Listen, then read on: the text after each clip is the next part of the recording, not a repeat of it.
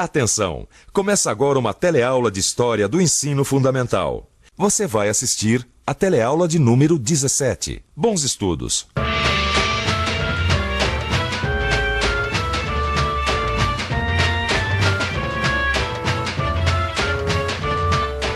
Largo 13 de Maio, São Paulo. Por que será que o largo tem esse nome? Vamos ver o que o pessoal acha. Vocês sabem me dizer por que esse largo chama 13 de Maio? Não. Libertação dos escravos, não. A Lei Áurea da libertação dos escravos. Porque na época dos escravos, o Largo 13 era um lugar de escravatura, né? Onde os escravos tinham devia ter alguma fazenda onde convivia muito escravo. Lá pelo fim do século XIX, a liberdade já era considerada um direito natural do ser humano. A maioria dos países independentes da América pensava assim. Só que muitos desses países, inclusive o nosso, continuavam usando o trabalho escravo. Até que, finalmente, no dia 13 de maio de 1888, a situação mudou. Foi assinada a lei que libertava todos os escravos do Brasil. Como isso foi possível? Como as novas ideias de liberdade conseguiram acabar com a escravidão? Essa é a história que nós vamos investigar na nossa aula de hoje.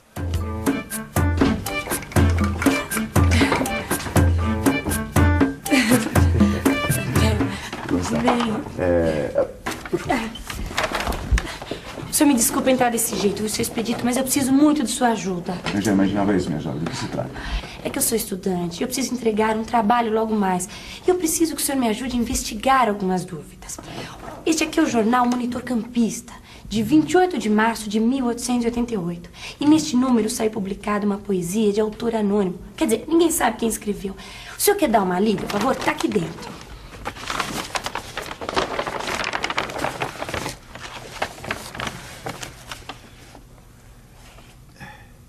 Vou morar para a cidade, meu caro amigo e parente. Esse mundo, na verdade, procura zombar da gente.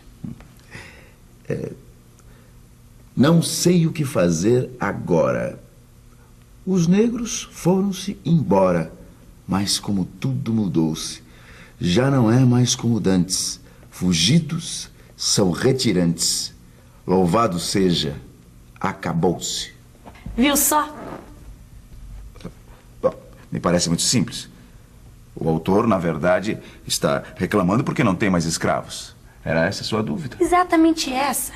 Se o jornal é de março de 1888 e a princesa Isabel assinou a Lei Áurea em maio de 1888, como este homem pode falar que não tem mais escravos? O que estava acontecendo naquela época? Vamos investigar isso? Em meados do século XVIII, pela primeira vez na história, filósofos iluministas criticavam de forma absoluta a ideia de escravidão. Consideravam a liberdade um direito natural, que nascia com a pessoa.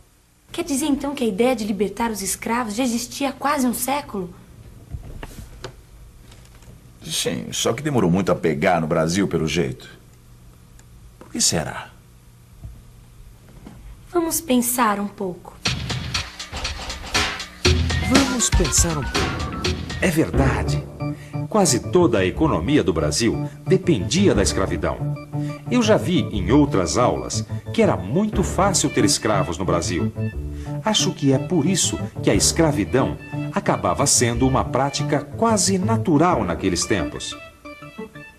Depois, apesar de todas as lutas e revoltas, eu não ouvi falar nada contra a ideia da escravidão. Mas como foi possível fazer a independência do Brasil, falar em liberdade e cidadania e ainda assim continuar com o cativeiro? Naqueles tempos, as ideias de liberdade e cidadania estavam garantidas na Constituição Imperial. Mas essa mesma Constituição garantia também um outro direito considerado tão natural como o direito de ser livre, o direito de propriedade. Ficava fácil justificar a escravidão. Os senhores tinham direito de propriedade sobre seus escravos. Justificar o tráfico, no entanto, era bem mais difícil. Só em 1850, depois de muita pressão internacional, o governo resolveu tomar uma atitude.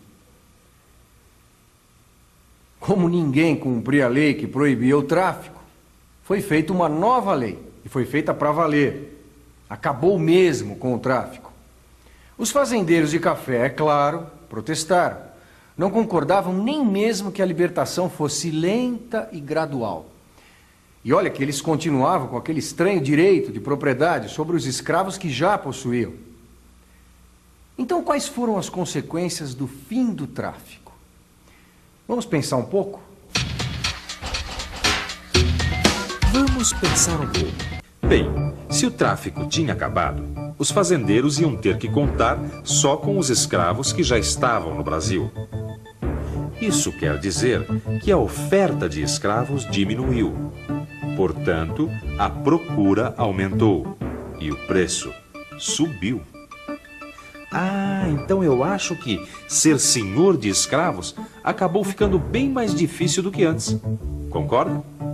Realmente, comprar escravos ficou mais difícil depois de 1850. E a venda de escravos era um bom negócio para quem enfrentava dificuldades econômicas. Tanto que os pequenos proprietários começaram a vender seus escravos para os grandes produtores. Quem mais comprava eram os fazendeiros de café no Sudeste, que era a região mais próspera. Foi o tempo do tráfico interprovincial, que movimentou milhares de escravos no Brasil. Mas o que você está escrevendo aí? Estou fazendo algumas anotações para não me perder. Bom, até agora, de acordo com as nossas investigações, sabemos que, primeiro, as novas ideias de liberdade que surgiram na Europa influenciaram o Brasil. Segundo, o Estado Imperial Brasileiro concordou em acabar com o tráfico de escravos, mas só acabou mesmo depois de 1850. Terceiro, a falta de novos escravos fez surgir um tráfico interno. Quarto, este tráfico interno, ou interprovincial, fez com que a propriedade escrava ficasse ainda mais concentrada. Exatamente. Só os senhores mais ricos continuavam comprando escravos. Quase todos eram plantadores de café do Rio de Janeiro, Minas Gerais e São Paulo. Bom, agora precisamos saber qual foi a resposta dos escravos a esta nova situação. Quem vai responder isso?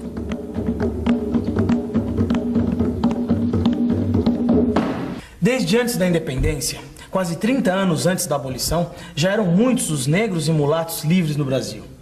E eram tantos que circulavam livremente que para os escravos que fugissem era mais fácil se fazer passar por um deles. É por isso que aumentavam cada vez mais as fugas. Outros escravos das fazendas mais antigas, em vez de fugir, preferiam criar pecúlios, guardar o dinheiro e depois pressionar os seus senhores, até comprar a sua alforria.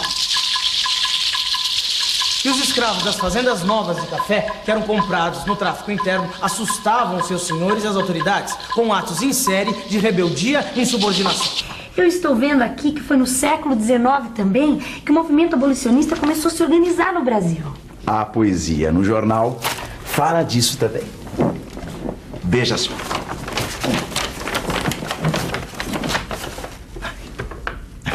Encontrei-me na estação com meu moleque Crispim. Pediu-me fogo, o ladrão.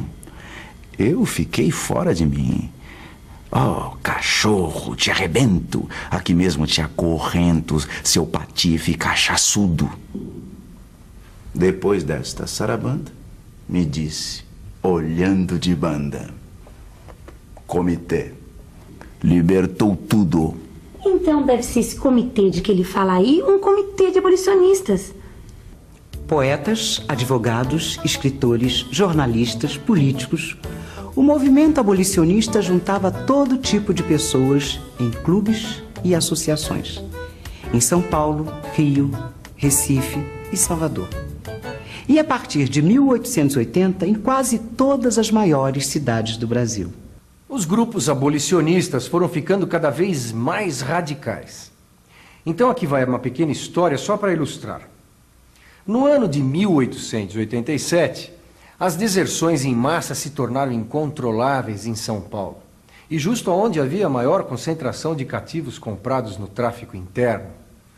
Alguns grupos abolicionistas, como o dos Caifazes, resolveram então apoiar as deserções. Depois eles ajudavam na contratação daqueles mesmos que fugiam. Eles então voltavam a trabalhar para os fazendeiros, só que como assalariados. Em vez de negros fugidos, os escravos que abandonavam seus senhores eram chamados de retirantes. Numa tentativa de parar com as deserções, muitos senhores começaram a conceder alforria em massa para seus escravos. A alforria servia também para legalizar a situação dos escravos que já haviam abandonado seus senhores. O poema fala também dessas deserções e da reação dos fazendeiros. Bandalheira, cachorrada, a acabar com a escravidão. Já parece caçoada ou forte especulação. Eu sou emancipador, mas não sou conspirador, nem também senhor feroz. Sabe uma coisa, parente? Estamos sem nossa gente. Não sei que será de nós. Isso quer dizer, então, que não era só em São Paulo que os fazendeiros tinham perdido o controle da situação? Puxa, não devia ter capitão do mato que chegasse para capturar tanta gente, hein? E se você olhar no seu livro, vai ver que o exército também se recusava a perseguir os escravos que desertavam. Só no Rio de Janeiro e em Minas Gerais havia uns poucos fazendeiros contra as alforrias. E o governo, hein, Expedito? Como reagiu? O governo imperial vinha tomando algumas medidas no sentido da libertação. A primeira, como já vimos, foi a proibição do tráfico, em 1850. Em seguida, vieram a Lei do Ventre Livre, em 1871, e a Lei dos Sexagenários, em 1885. A Lei dos Sexagenários, que libertava os escravos que tivessem 60 anos, também estabelecia um prazo de 13 anos para libertar, com indenização, todos os escravos. Mas este prazo, que terminaria em 1898, não chegou a ser cumprido. As deserções em massa, a partir de 1887, apressaram a assinatura da Lei Áurea, em 13 de maio de 1888. É declarada extinta a escravidão no Brasil. Revogam-se as disposições em contrário. A data foi comemorada no Largo do Paço Imperial, atual Praça 15, no Rio de Janeiro. Quer dizer que quando a Lei Áurea finalmente foi assinada, a escravidão no Império do Brasil praticamente só existia no papel. Os senhores já não controlavam seus antigos escravos. Por isso o nosso poeta estava tão bravo 2 meses antes da abolição. Veja só. Fui ver pretos na cidade que quisessem se alugar. Falei-lhes com esta humildade: negros, querem trabalhar? Olharam-me de soslaio. E um deles, feio, cambaio, respondeu-me arfando o peito: